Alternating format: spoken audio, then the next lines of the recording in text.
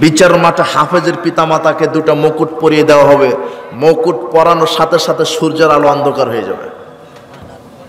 কিছু বুঝেননি মনে হয়, এত উজ্জ্বল। এই জন্য হাফেজ আলেম তৈরি করেন। প্রকৃত বিদ্যা এখানে। আপনার ছেলেকে আপনি বিশেষ ক্যাডার তৈরি করেন, আপনার ছেলেকে আপনি আইনজীবী তৈরি করেন, কোনো সমস্যা নেই। আগে কোন বিদ্যা অর্জন করাবেন? কোরআন এবং হাদিস।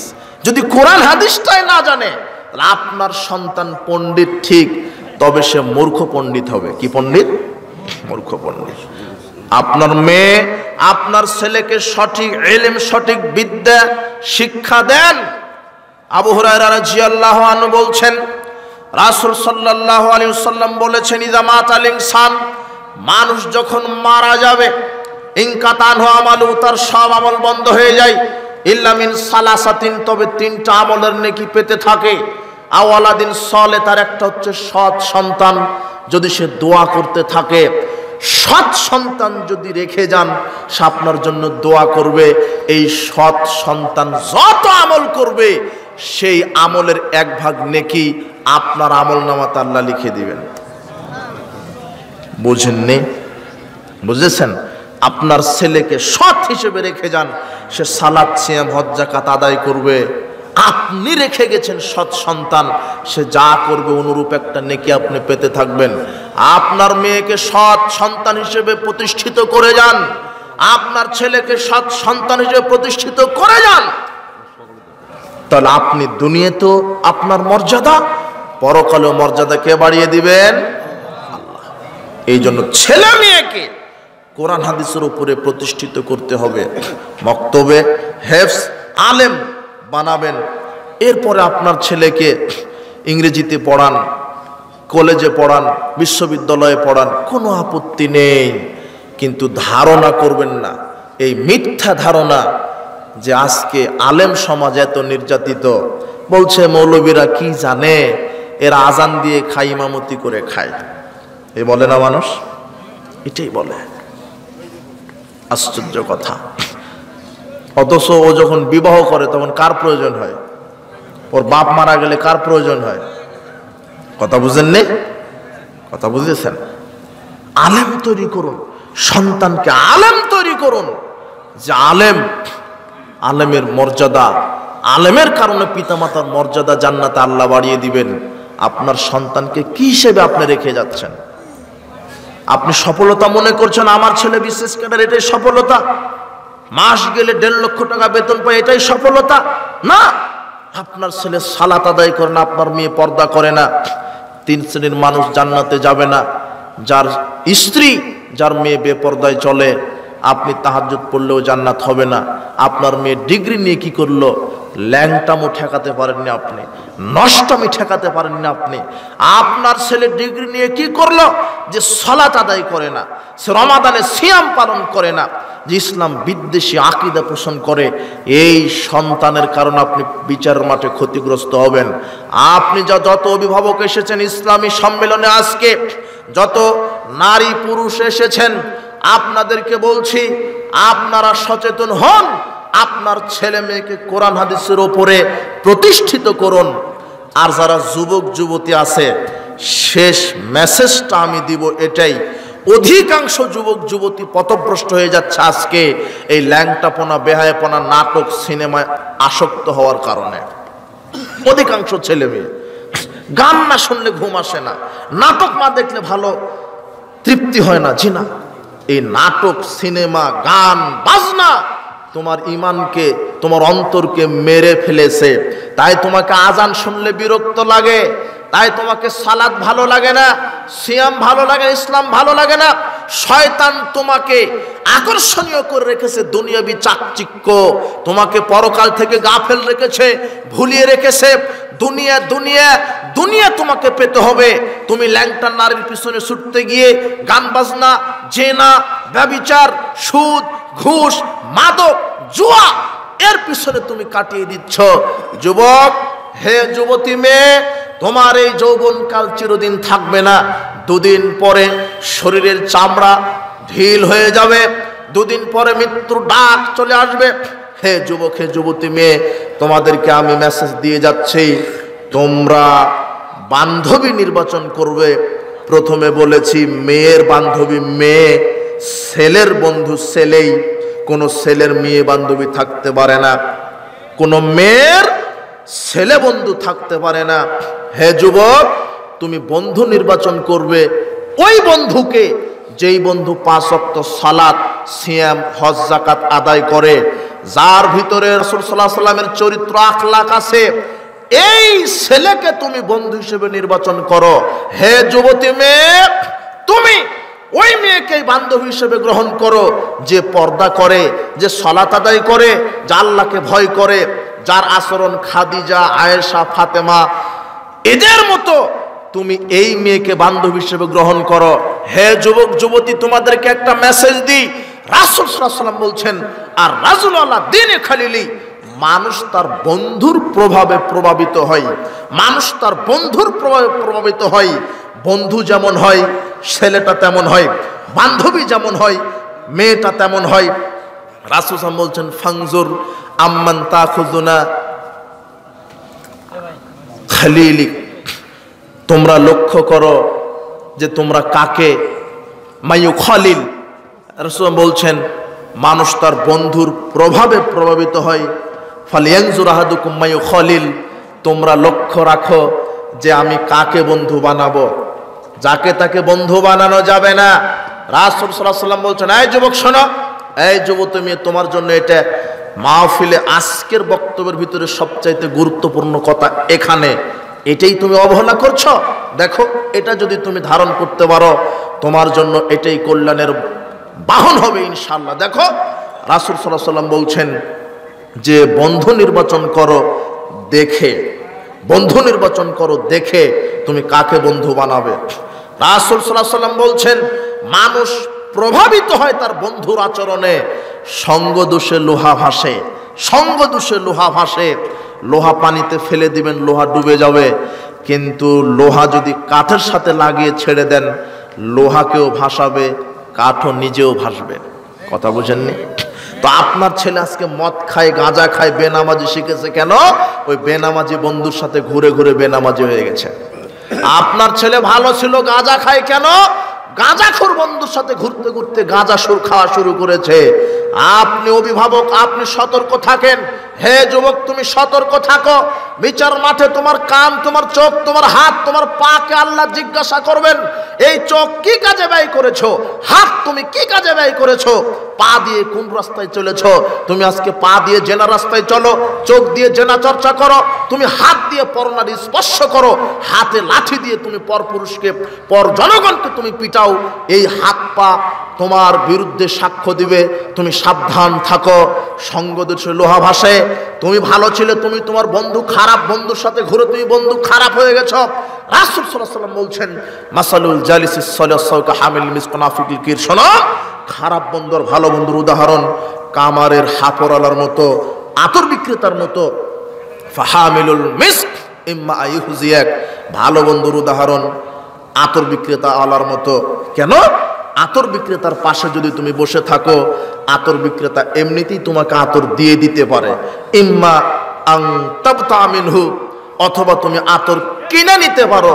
ইম্মা আং তাজিদা মিনহু রিহান তাইয়্যিবা, অথবা আতরের সুগন্ধি তোমার নাকে আসবেই। আতর বিক্রেতা তোমাকে যদি নাও দেয়, তুমি যদি কিনেও না নাও, অন্তত সুগন্ধি বিক্রেতা ঠেকাতে পারবে না। এই হাদিস প্রমাণ করে ভালো বন্ধুর সাথে থাকলে ভালো বন্ধুর আচরণ আপনার সন্তানও গ্রহণ করবেই করবে। কেন? আছে তো ভালো বন্ধুর সাথে। এরপরে রাসূল বলছেন মুনাফিকুল কির, খারাপ বন্ধুর উদাহরণ হলো কামারের হাপরালার মতো। খারাপ বন্ধুর উদাহরণ হলো কামারের হাপরালার মতো। ইম্মা ইহরিকা থিয়াবা, কামারের হাপরের কাছে বসে থাকলে আগুন আপনার পোশাককে জ্বালিয়ে দিবে। ইন তাবতা মিনহু রিহান খাবিসা, অন্তত পুড়িও যদি না দেয়, অন্তত ধোঁয়া লাগবেই লাগবে। আপনার ছেলে যদি মদখোর গাঁজাখোরের সাথে ঘুরে, বেনামাজির সাথে যদি ঘুরে, বেনামাজি হয়ে যাবে, গাঁজাখোর হয়ে যাবে। সঙ্গ দোষে লোহা ভাসে। তাই তো রাসূল বলছেন, লা তুসাহিব ইল্লা মুমিনান মুত্তাকি ছাড়া, মুমিন ছাড়া কাউকে বন্ধু নির্বাচন করো না। এখানে আরেকটা মেসেজ, জরুরি মেসেজ। এই যুবক এইদিকে দেখো, এই যুবক তুমি এইদিকে, আপনি দেখেন, এই যুবক তুমি এইদিকে তাকাও, আমার দিকে তাকাও, এই যুবক এইদিকে তাকাও।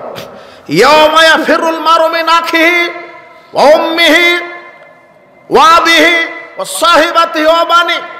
আল্লাহ বলছেন বিচার মাঠে মানুষ তার মা থেকে পালাবে, বিচার মাঠে সন্তান তার বাপ দেখে পালাবে, বিচার মাঠে ভাই ভাই দেখে পালাবে, বিচার মাঠে স্বামী স্ত্রীকে দেখে পালাবে। এই যুবক শোনো, তুমি আজকে তোমার বাপকে খুব ভালোবাসো। হে পুরুষ মানুষ, আপনাকে বলছি, হে যুবক তুমি শোনো, তুমি আজকে তোমার স্ত্রীকে খুব ভালোবাসো। হে সন্তান, তুমি তোমার মাকে খুব ভালোবাসো, কিন্তু বিচার মাঠে তুমি ওই মাকে দেখে পালিয়ে যাবে। কাকে দেখে পালাবে? আপনি খুব ভালোবাসেন আপনার স্ত্রীকে, স্ত্রীকে দেখে আপনি পালিয়ে যাবেন। আপনি খুব ভালোবাসেন আপনার পিতাকে, পিতাকে দেখে পালিয়ে যাবেন। আমার নেকি নিয়ে নেবে নাকি, অথবা আমার উপর পাপ নিক্ষেপ করবে নাকি, বা আমি তো কিছুই করতে পারবো না, সবাই ভয়ে পালিয়ে যাবে, আমার নেকি নিয়ে যাবে নাকি। বাপকে দেখে তুমি পালিয়ে যাবে, মাকে দেখে তুমি পালিয়ে যাবে। কিন্তু শোনো, আল্লাহ বলছেন, দেখো আল্লাহ বলছেন, আল আখিল্লাউ ইয়াউমা ইযিন বা'দুহুম লিবা'দিন আদুউন ইল্লাল মুত্তাকিন। দুনিয়াতে যারা খারাপ বন্ধু বান্ধবী ছিল, এরা বিচার মাঠে পরস্পরের শত্রু হবে। একজন জাহান্নামে যখন যাবে, তখন বলবে ওই যে আমার বন্ধু, ওকেও জাহান্নামে দাও, ওই যে আমার বান্ধবী, ওকেও আমাকে জাহান্নামে দাও। এরা শত্রু হবে। কিন্তু আল্লাহ বলছেন মুত্তাকি বন্ধু আর মুত্তাকি বন্ধু এরা শত্রু হবে না।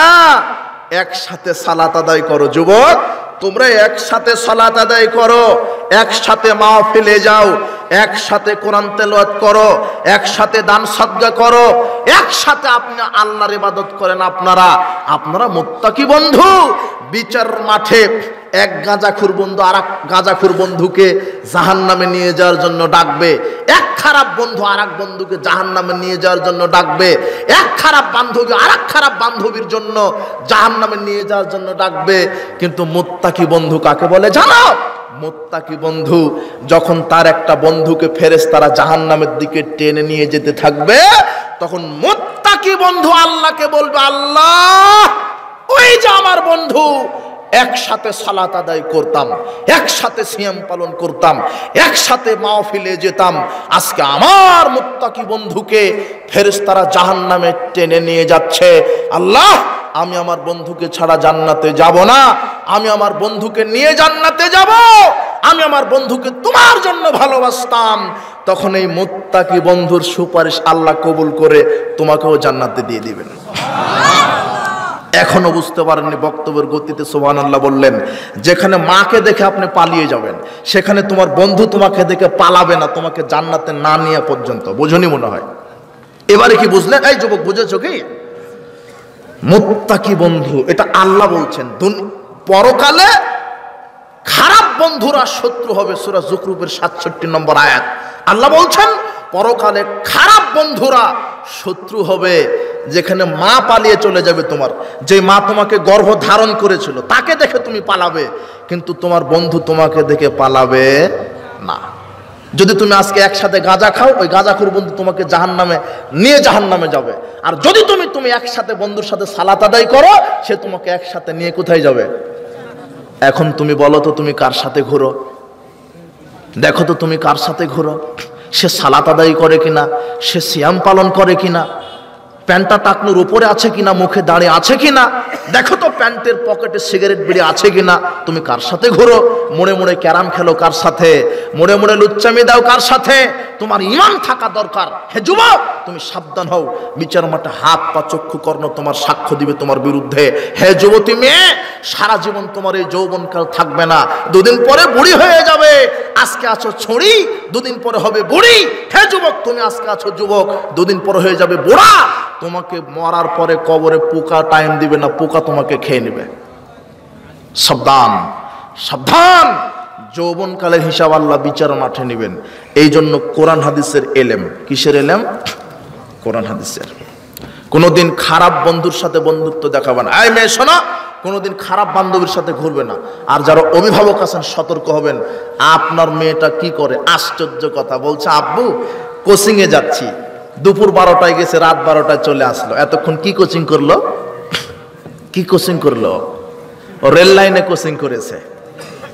কথা বুঝেন না? সাবধান, এই যুবক সাবধান। তুমি দাঁত বাহির করে হাসো, তুমি মূল্যায়ন করো। ইমানের দাবি থাকা উচিত, তোমার ইমানের দাবি থাকা উচিত। তুমি আজকে জুয়া, লটারি, খেল তামাশা, মাদক কবর দাও। কোরআন সুন্নাহ যে কোনো মূল্যে অধ্যয়ন করো, আলেমদের সহবতে থাকো। আজকের মাহফিল থেকে নসিয়া, যে কোনো মূল্যে 5 ওয়াক্ত সালাত সবাই জামাতে আদায় করবেন। কিসে? যে কোনো মূল্যে 5 ওয়াক্ত সালাত জামাতে। 2 নম্বর, যে কোনো মূল্যে হালাল রুজি ভক্ষণ করবেন।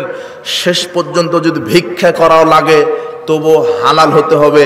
হারামখোর কখনো হারাম দেহ, যেই খাদ্য, যেই দেহ গঠিত হয়েছে, হারাম খাদ্য খেয়ে যেই দেহ গঠিত হয়েছে, এই দেহ জান্নাতে যাবে না।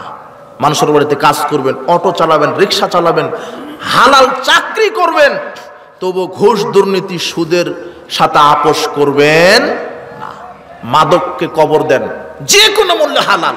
3 নম্বর উপদেশ, যে কোনো মূল্যে মানুষের সাথে সদাচরণ করতে হবে।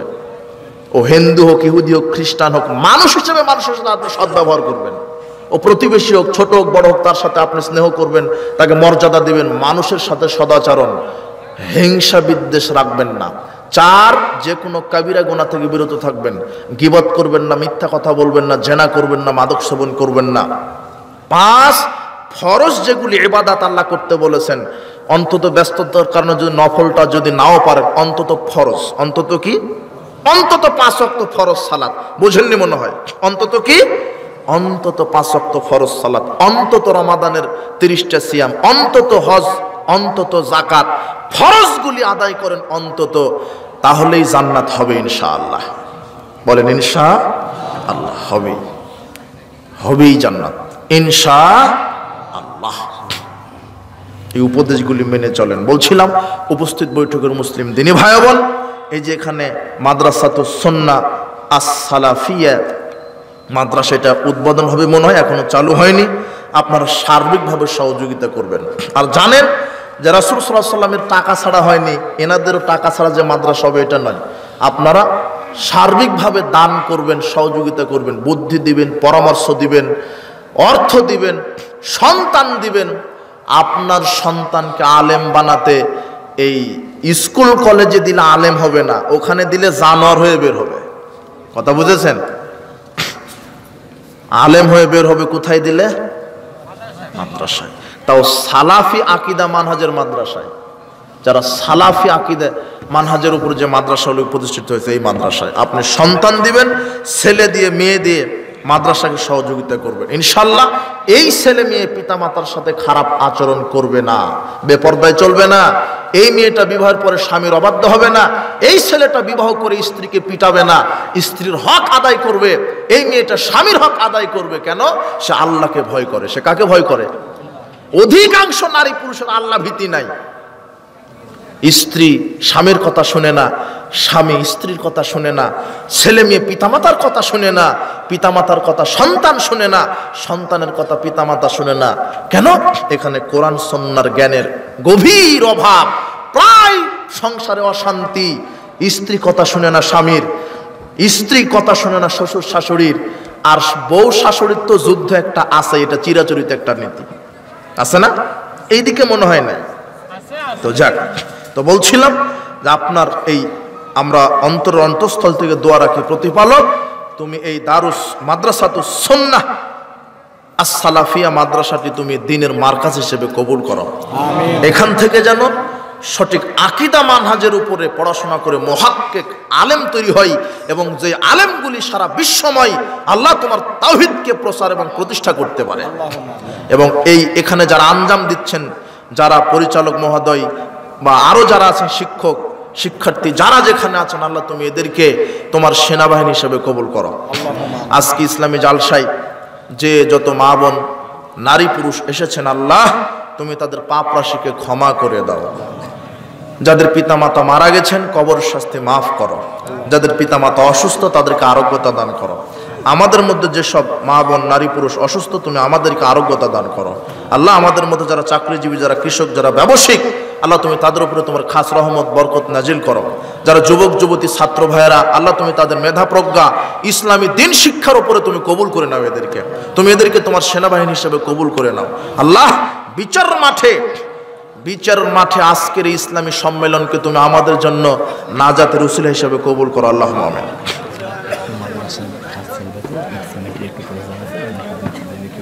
ও আচ্ছা, মাদ্রাসার কাজ শুরু করবে। আমি বলি, আমার একটু মনোযোগ দেন এটা, যে যদি কেউ ইট সিমেন্ট বা যেভাবে পারে সহযোগিতা করে একটু লিখে দিতে পারবেন, মাদ্রাসার কাজ ধরবে। শোনেন।